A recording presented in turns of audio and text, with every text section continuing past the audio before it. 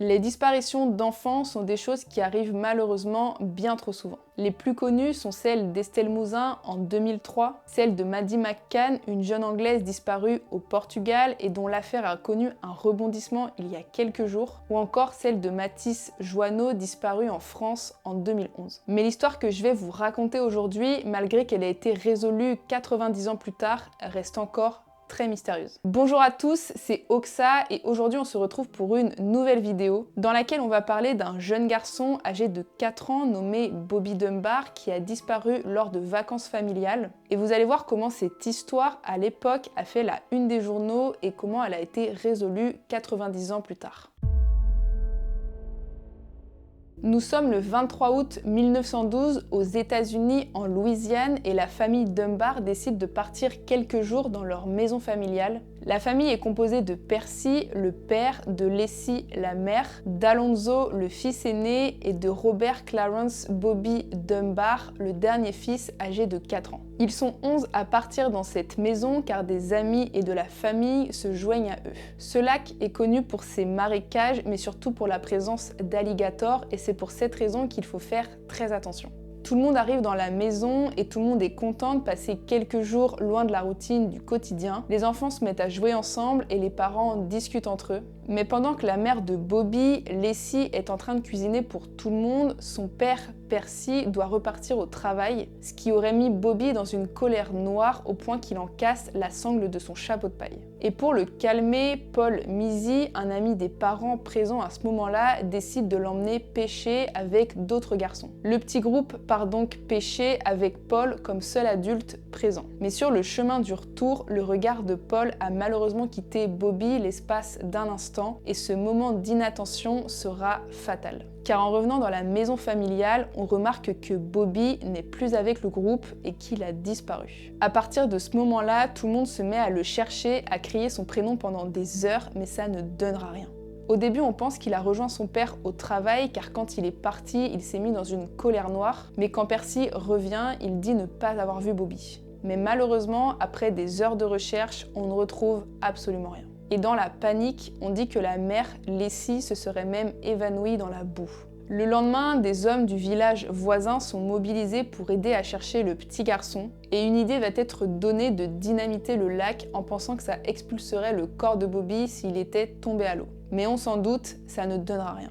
Des plongeurs vont également être appelés pour fouiller le lac, mais pareil, ça ne donnera rien. Les alligators seront même chassés et éventrés pour vérifier qu'il n'ait pas mangé Bobby, mais encore une fois, ça ne donnera rien. On se demande ensuite s'il n'a pas été kidnappé car des traces de pieds nus sont retrouvées en sortant du marais et en allant vers les chemins de fer. Certains rapports parlent même d'un homme non identifié se cachant dans cette zone, mais cela n'a jamais été confirmé. Malheureusement, on ne trouve pas plus d'indices et la thèse du kidnapping tombe à l'eau. Et après des heures et des jours de recherche, on ne retrouve aucune trace de Bobby Dunbar. Les parents doivent retourner à Opelousas dans leur domicile en Louisiane, mais Paul, leur ami qui était présent lors de la partie de pêche avec Bobby et qui est l'une des dernières personnes à l'avoir vu vivant, s'en veut énormément et décide de rester dans la cabane pour continuer de chercher Bobby et de chercher des indices. Percy, le père de Bobby, se rendra dans plusieurs villes et notamment en Nouvelle-Orléans pour parler de la disparition de Bobby à plusieurs journalistes et diffuser sa photo en 700 exemplaires pour relayer au maximum l'information de sa disparition. Une agence de détectives a même fait faire des cartes postales avec une photo et une description de Bobby et les a postées dans toute la ville. Cette description dit « Âgé de 4 ans et 4 mois, taille réelle pour l'âge, robuste mais pas gras, grands yeux bleus ronds, cheveux clairs et peau très claire avec des joues roses. » Il précise qu'il a une cicatrice au pied, qu'il portait un chapeau de paille lors de sa disparition mais qu'il était également pieds nus. Toute la ville a espoir que Bobby soit encore en vie et fait son maximum pour le retrouver. Les habitants de la ville se sont même cotisés pour créer une récompense de 1 000 $ à celui qui aidera à retrouver Bobby. Et en 1912, 1 000 $, c'est un très gros montant. Mais malgré la réalisation de cette cagnotte, cela ne donnera rien et l'argent sera retourné aux habitants ayant cotisé. Mais c'est 8 mois après qu'un nouveau rebondissement apparaît dans l'affaire Bobby Dunbar, car un jeune garçon correspondant à sa description a été retrouvé dans le Mississippi. Un homme nommé William Cantwell Walters, un bricoleur itinérant spécialisé dans la réparation d'orgues et de pianos, voyagerait depuis quelque temps avec un jeune garçon dont la description ressemble étrangement à celle de Bobby Dunbar. Et quand la police pose des questions à William, il est assez confus sur l'identité du jeune garçon. Au début, il dit que c'est son fils, après que c'est le fils d'une amie, mais dans tous les cas, il n'est pas très clair dans ses réponses. Il finit par dire que cet enfant s'appelle Charles Bruce Anderson et qu'il est le fils d'une femme qui travaille comme domestique pour sa famille, nommée Julia Anderson. Mais les autorités ne le croient pas et contactent immédiatement Percy et Leslie en disant que leur garçon a été retrouvé. Et c'est comme ça que l'espoir renaît pour la famille Dunbar. Les sources diffèrent à ce sujet et certains médias de l'époque disent que quand Bobby a retrouvé sa mère Leslie, il aurait crié « Maman » avant de lui sauter dans les bras. Mais d'autres médias disent qu'il ne l'aurait pas reconnu et qu'il ne répondait même pas au prénom de Bobby. D'autres médias disent également qu'il aurait directement reconnu son frère Alonzo, qu'il l'aurait appelé par son prénom et qu'il l'aurait embrassé, quand d'autres disent qu'il n'a montré aucun signe de reconnaissance et d'affection. C'est assez compliqué car à l'époque, les médias se contredisaient beaucoup et certains profitaient de la popularité de l'affaire pour en faire la une des journaux. Mais le problème, c'est que quand le jeune garçon est présenté à Leslie et Percy Dunbar, ils ne semblent pas reconnaître leur fils. Le lendemain, ils sont donc autorisés à le garder pendant une nuit et à lui faire prendre un bain pour qu'ils puissent le voir nu et détecter certaines particularités physiques comme des grains de beauté ou des cicatrices. Et bingo, en faisant prendre le bain à ce jeune garçon, il remarque des grains de beauté et une cicatrice au pied que Bobby avait lors de sa disparition. Et ils en sont persuadés, cet enfant est bien le leur, Bobby Dunbar, qui a disparu il y a 8 mois. Et en faisant cette découverte, Leslie aurait même crié « Oh mon Dieu, c'est mon garçon !» Et quand la nouvelle tombe, la presse et le village sont aux anges, car le petit Bobby Dunbar a été retrouvé et est sain et sauf. Mais le problème, c'est que l'amie de William, Julia Anderson, sort du silence et affirme que cet enfant est bel et bien son fils, Bruce Anderson. Elle raconte qu'elle aurait confié son fils à William pendant quelques jours, le temps qu'elle aille chercher du travail, mais que William serait parti avec le jeune garçon pendant des mois, voire un an. Donc dans tous les cas, que l'enfant soit Bobby ou Bruce, William l'a kidnappé et part en prison. Mais Julia ne démord pas, elle est persuadée que cet enfant est son fils. Et face à ces propos, les policiers veulent en avoir le cœur net et décident de la soumettre à un test. Ils lui présentent 5 garçons où parmi eux se trouvent Bobby ou Bruce. Mais malheureusement, Julia n'est pas vraiment sûre de qui est son fils car elle ne l'a pas vu pendant plusieurs mois, ce qui la rend encore moins crédible. Le lendemain, elle est quand même autorisée à déshabiller le jeune garçon et là, elle se montre sûre d'elle. Elle est persuadée que c'est bien son fils, Bruce Anderson.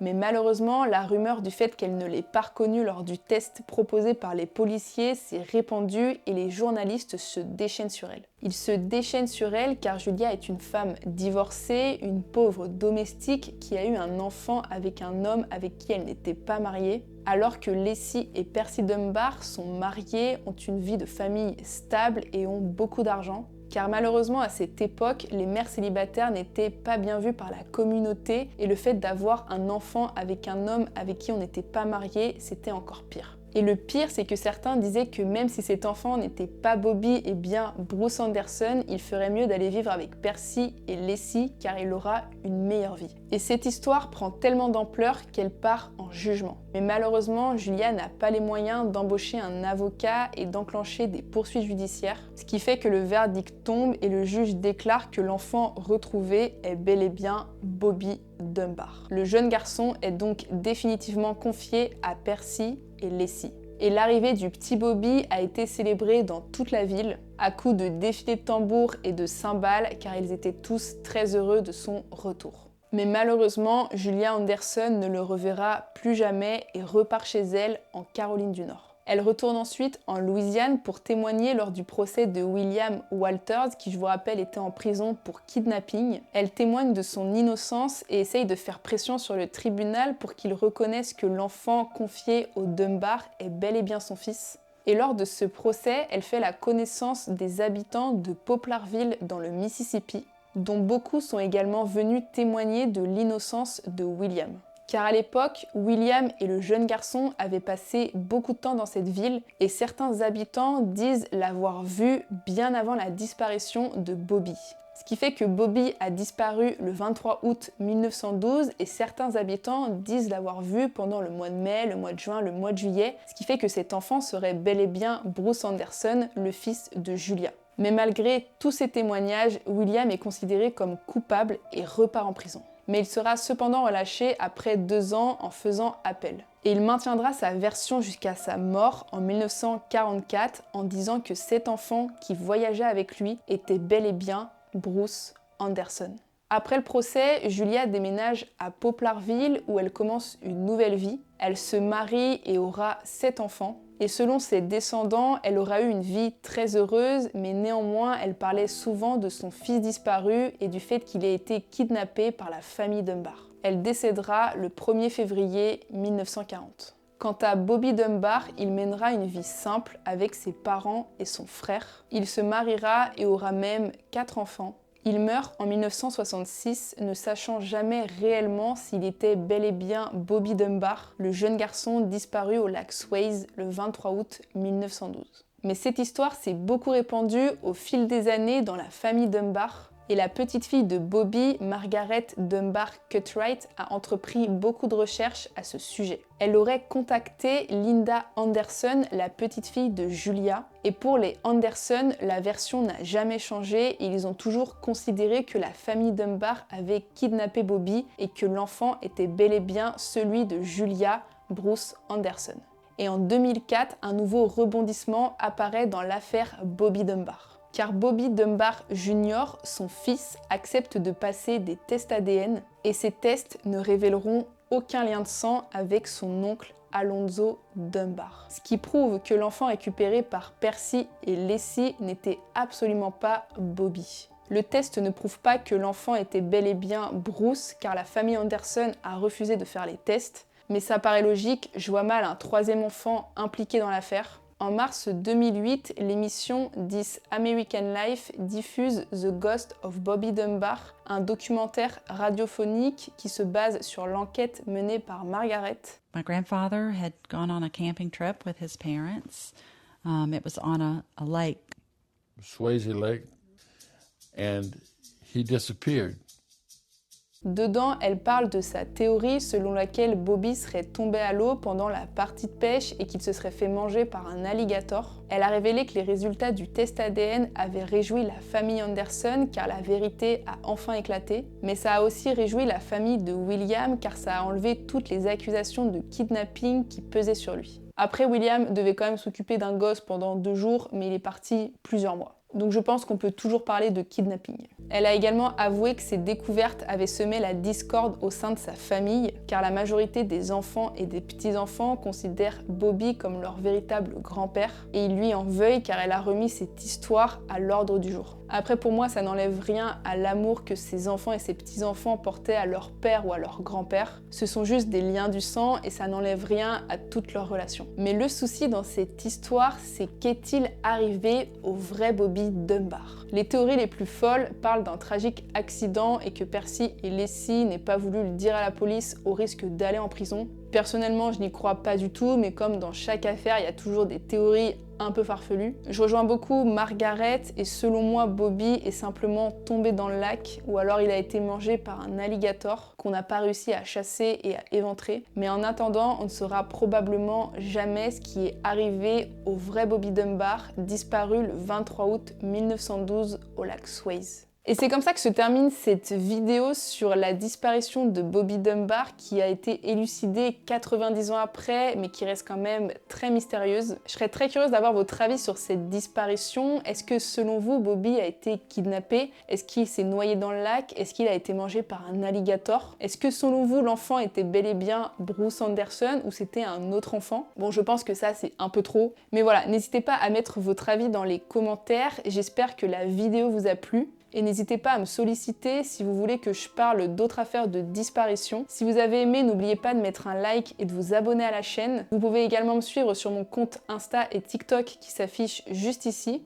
Et puis voilà, et puis on se retrouve bientôt pour une prochaine vidéo. Portez-vous bien et attention aux alligators. Bye bye!